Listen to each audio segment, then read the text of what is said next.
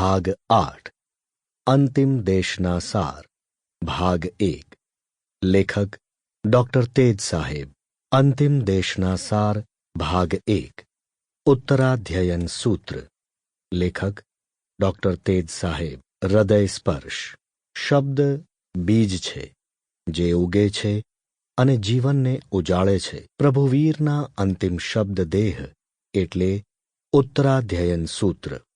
અત્રે સૂત્રસાર આપવામાં આવ્યો છે. અંતિમ શિખામણ પ્રભુએ જગતના જીવોને આપેલ છે. એકાદ હૃદયને સ્પર્શી જાય તો મારો પ્રયત્ન સફળ થયો ગણાશે. જીનાજ્ઞા વિરુદ્ધ કંઈ લખાયું હોય તો ત્રિવિધઈ ત્રિવિધઈ મિચ્છામિ દુક્કડમ. ડૉક્ટર તેજ સાહેબ. ધર્મનો પ્રારંભ વિનયથી. અધ્યયન 1. પ્રભુ મહાવીર સ્વામીએ અંતિમ દેશનામાં પ્રથમ વિનય ધર્મની વાત દર્શાવી છે. ગુરુદેવ અને ગુણીજનોને નમવું એ ધર્મનો સાર છે. નમ્રતાનો અર્થ છે આત્માને કૂણો સરળ બનાવવો. માટી કૂણી બને ત્યારે કુંભનો આકાર ધરે છે. સોનું નરમ થાય છે ત્યારે અલંકારનો આકાર ધરે છે. તેમ આત્મા નમ્ર બને ત્યારે નિરાકારનું રૂપ ધારણ કરે છે. એટલે મહાવીર સ્વામીએ ધર્મમાં વિનય ધર્મને પ્રથમ સ્થાન આપ્યું છે. વિનય છે ત્યાં સાધક શિષ્યનો વિજય છે. હું શૂન્ય છું અને ગુરુ પૂર્ણ છે આવો ભાવ વિનય છે. વૃક્ષનું અસ્તિત્વ મૂળ છે તેમ શિષ્યની સાધનાનું અસ્તિત્વ વિનય છે. એટલે મોક્ષનું મૂળ વિનય બતાવવામાં આવ્યું છે. યાદ રહે, નવકાર મંત્રનો નમો વિનય સૂચક છે.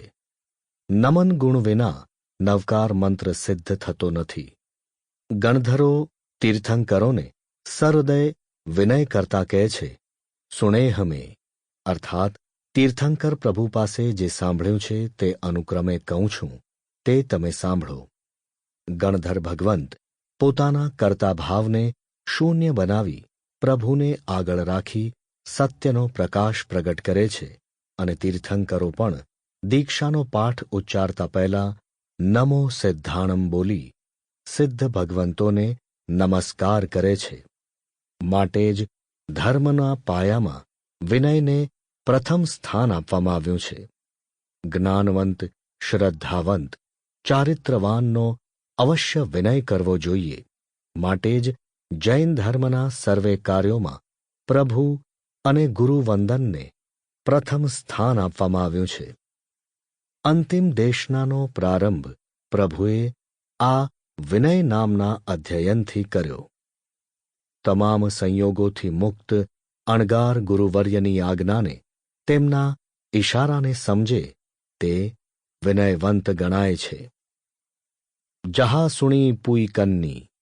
જેમ સડેલા કાનવાળા કૂતરાને બધેથી જાકારો મળે છે તેમ અવિનયી પ્રત્યે પણ બધા તેવો વ્યવહાર કરે છે. ડુક્કર ધાન્ય છોડીને વિષ્ટા પસંદ કરે છે તેમ અવિનયી પણ સારનો ત્યાગ કરી અસાર તરફ આકર્ષિત બને છે. ઉપરયુક્ત બંને ઉપમાને સમજીને આત્માના હિતાર્થીએ વિનય ગુણને પોતાના આત્મામાં સ્થિર કરવો જોઈએ.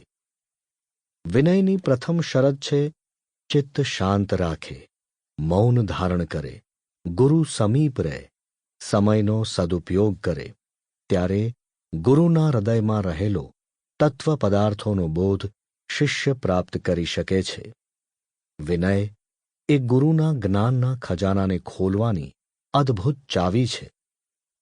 જેમ તોફાની ઘોડો વારંવાર ચાબુકનો માર ખાય છે તેમ અવિનયી વારંવાર કઠોર વચનોનો ભોગ બને છે. માટે આકીર્ણ જાતિના ઘોડા જેવું શિષ્યએ બનવું જોઈએ જેથી સન્માર્ગમાં સફળતા પ્રાપ્ત કરી શકે છે. પ્રભુએ બહુ સુંદર વાત બતાવી છે કે સ્વના દોષ ઢાંકવા નહીં, ગુરુના દોષ નિહાળવા નહીં. એક ચિંતકે પણ જણાવ્યું છે, ગુરુ ગુણ. Sample complete. Ready to continue?